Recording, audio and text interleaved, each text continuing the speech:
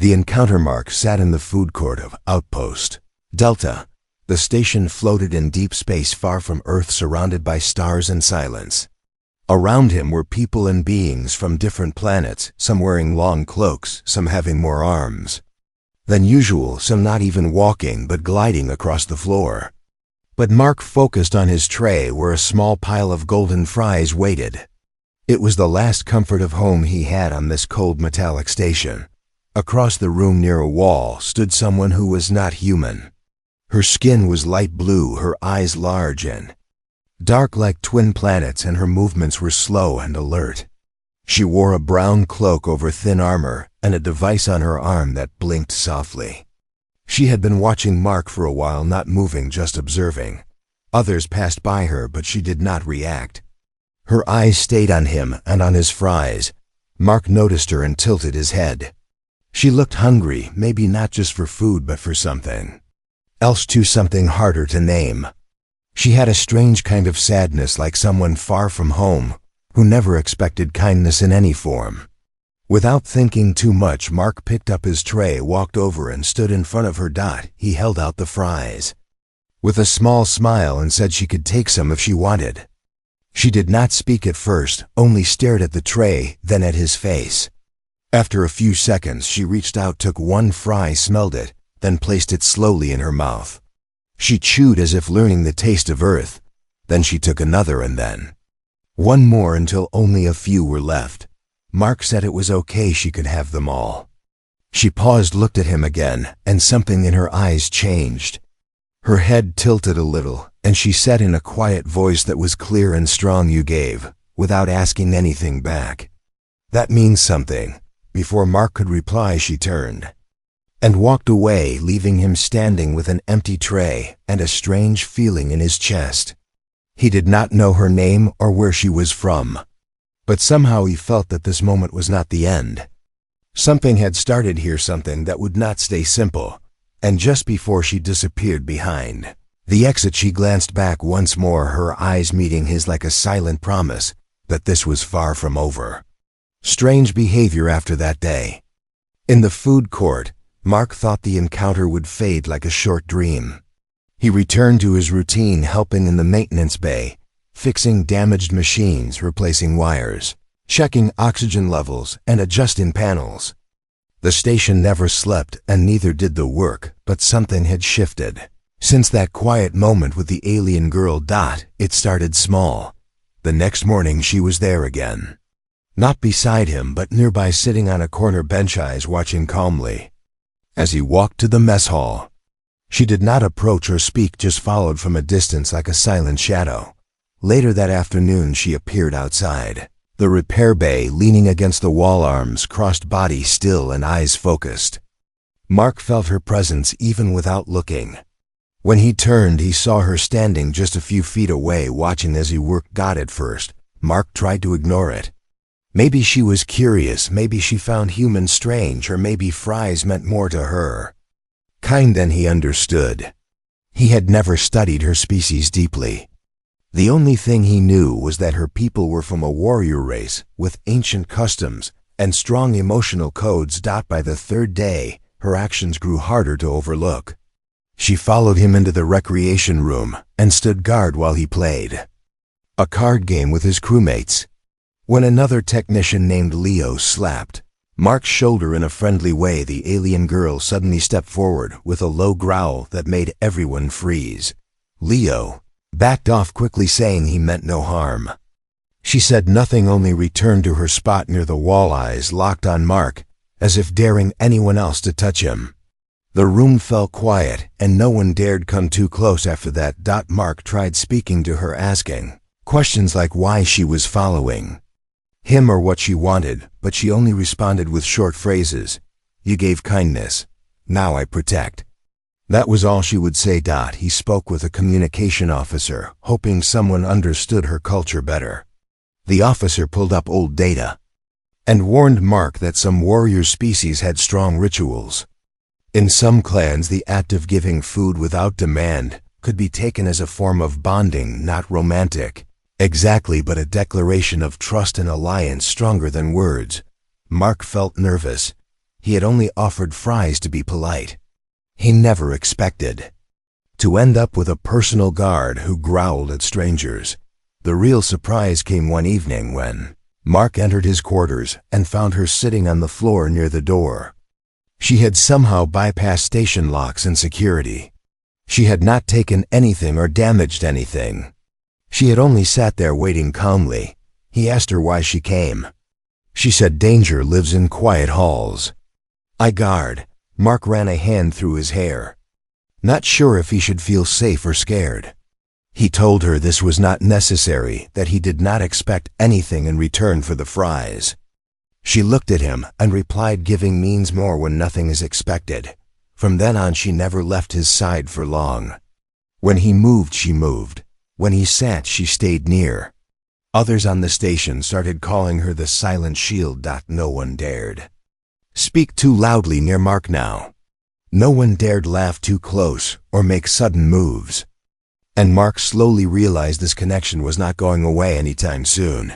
He had shared a simple tray of fries, but somehow in doing so he had gained something far more serious. Not friendship exactly, not love, not ownership, but something powerful. Something old and alien and deeply binding. And as strange as it all felt, Mark began to wonder what it really meant to be chosen by someone who lived by rules he could barely understand. The threat outpost Delta was usually peaceful. Different species worked together, traded supplies, shared research, and learned how to live without war or hate. But peace in deep space never lasted forever. Trouble often arrived without warning, hidden behind fake smiles and sealed crates. It happened 2 weeks after Mark gave his fries to the alien girl. A transport ship docked with clearance codes from a trusted system. Its crew looked rough even by spacer standards. They wore black suits with red stripes, spoke in harsh voices, and carried strange tools no one had seen before. They claimed to be traders bringing rare metals and old tech, but something about them felt wrong.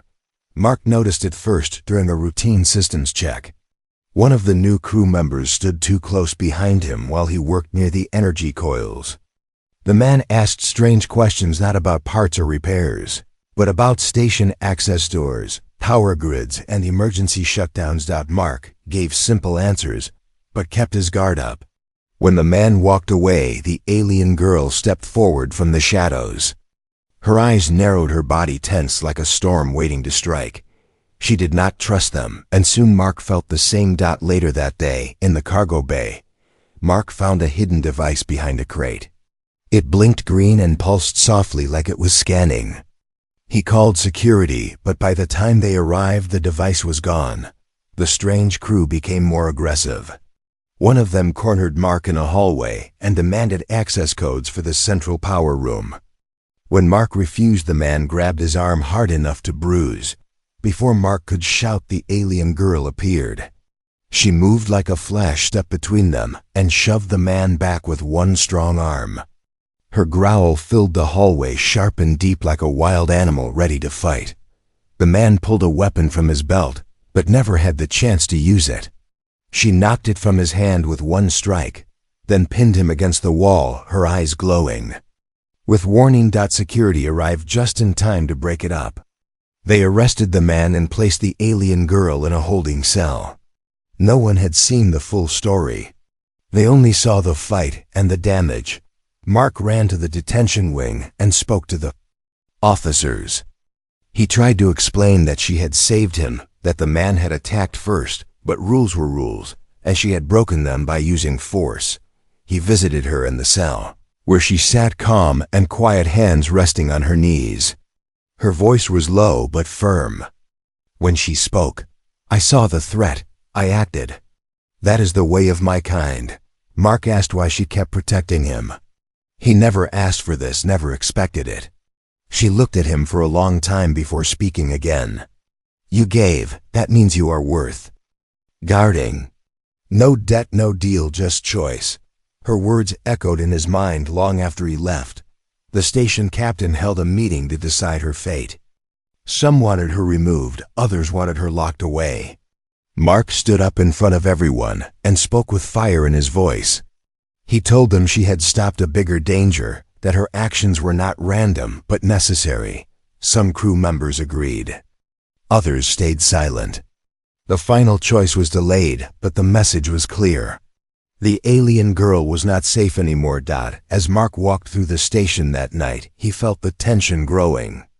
The traitors were still here, moving in the shadows, smiling too much, talking too little. Something was coming, and Mark knew only one person on this station would face it without fear. The same person who had not asked for anything when she gave her protection. The same person who growled when danger came close. The same person who still sat behind bars, waiting for the next threat. Breaking point. The atmosphere inside Outpost Delta had changed. People walked faster, spoke softer, and avoided eye contact with the visitors. The traitors who once claimed to be peaceful now moved with confidence through the halls like they owned the place. Security stayed on alert, but they were not ready for what was about to happen. Mark kept to his work, but his mind stayed on the alien girl, who still sat locked behind thick metal doors. He had not slept well since she was taken. There was something inside him that refused to settle, something that said she was still watching, still waiting, still ready to fight for him. That night everything broke. An explosion ripped through the lower cargo sector. Alarms screamed across the station. Lights blinked red. Smoke filled the air. People ran in all directions while emergency teams rushed toward the blast zone. Mark had been in the lower levels checking a damaged cooling vent when it happened. The blast threw him against a wall. He fell hard and tried to crawl, but a heavy beam blocked his path. Fire burned behind him, and wires sparked above. He shouted for help, but the comms were down. He thought of the alien girl. He thought of the cell where she waited. Far above him, inside the holding wing, the blast triggered a security fail. For just a few seconds, the lock systems reset. That was enough. She stood the moment the power flickered. She stepped forward, bent the weak bars, and walked out as if the door had never mattered. Alarms rang, but she did not stop. She moved fast down burning corridors, through falling debris, through smoke and screams. Her body took hits from falling metal, but she never slowed. Mark was fading, his vision blurry, his breath short. Heat pressed in from every side. Then he saw her through the smoke. A tall shape, strong and silent, moving straight toward him. She lifted the heavy beam with both hands and tossed it aside. She pulled him up, held him close, and carried him like a soldier saving her commander. She brought him to the medical bay, dropped to her knees beside the bed, and said nothing. Blood ran down her arm, but she stayed still, watching him with calm eyes while medics rushed to treat them both. Later the captain arrived. He had questions. He wanted answers. He stood before her with anger in his voice, asking how she escaped, why she acted without orders, who gave her the right. She looked at him and answered without fear, "I follow my path." He was in danger. "I chose to save." The captain turned to Mark, who sat with bandages around his shoulder. Mark stood slowly and faced the room full of officers and engineers. His voice was quiet, but steady. "She saved my life. When no one else could reach me, she did. She has done more for this station than any of us expected. If that is wrong, then maybe we need to change what we call right." There was silence in the room. No one spoke for a while.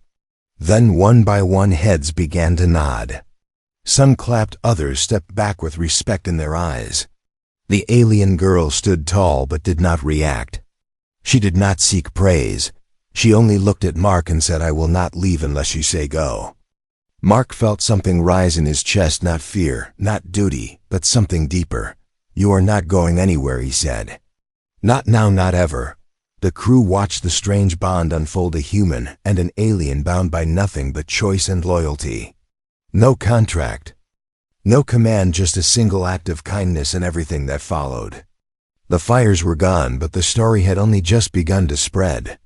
Across the station, people whispered of the girl who broke out of prison to save one life, the girl who growled at danger, the girl who called a human hers. A bond beyond words. Outpost Delta returned to normal after the explosion, but something deep had changed. The broken systems were repaired, the fire damage cleaned, the security tightened, and the fake traders were removed and sent back to their home system under heavy guard. The station's leaders gave their final report and marked the event as a close call that could have ended much worse. But the real story lived in the minds of those who saw it happen with their own eyes. People now greeted the alien girl with silent respect. Some moved aside when she passed, some nodded once in quiet approval. She still did not speak much and kept to herself, but her presence no longer brought fear. It brought a sense of strength and protection. She had proven herself in a way words could never explain. The station's captain made a rare decision. He granted her the right to remain on Outpost Delta under Mark's supervision, not as a prisoner, but as a guest with special rights. Mark signed the documents himself and made sure her name was placed on the crew registry, even though she never gave a full name. She was listed simply as Guardian. Mark and the alien girl settled into a strange but steady rhythm. She did not follow him as closely now, but she stayed near. She showed up during mealtimes, during shift breaks, during long walks through the upper decks. Sometimes they sat together in silence, sharing small plates of food. One evening, Mark brought a fresh tray of fries and placed it between them. She looked at them, looked at him, then took one and ate it slowly. "You still like these?" he said with a small smile. She nodded. He leaned back and asked a question that had been in his mind since the beginning. "So do you really think I belong to you?" She paused for a moment, then replied in her calm voice, "Belong is not the word. You are not a thing, you are a person. But you gave without fear. That means something in my ways. When one gives freely, they are not owned, but chosen. I choose to guard you." Mark looked at her and said, "And if I gave fries to someone else?" Her eyes narrowed slightly, but there was no growl. Just a steady look. Then I would stand farther away. But I would still watch. He laughed softly and pushed the tray toward her. "You're not so scary when you talk like that." "You know," she said nothing but reached for another fry. Word of their bond spread beyond the station. Other outposts began asking about her species and about human customs. Diplomats from her home world sent a message not of anger, but curiosity. They wanted to know more about the human who gave food without reason and the warrior who chose him in return. Outpost Delta became a place of quiet fame. Ships arrived not just for trade, but to see the station where an alien girl broke all rules to protect one human. Mark continued his work fixing panels, adjusting systems, and teaching young crew members. She followed when needed, waited when not, and stood guard when shadows grew long. And sometimes in the quiet moments, when no one was watching, he would say thank you again. She never replied with words, only a nod that said she remembered. The bond between them was never written in law or carved in stone. It lived in small acts and silent steps, and in the memory of one simple gift shared across two very different lives. The gift of fries, the gift of trust. The gift of choosing someone not because you have to, but because you want to. And so they stayed side by side, two souls in the endless dark of space, no contract between them, only a bond beyond words. The end.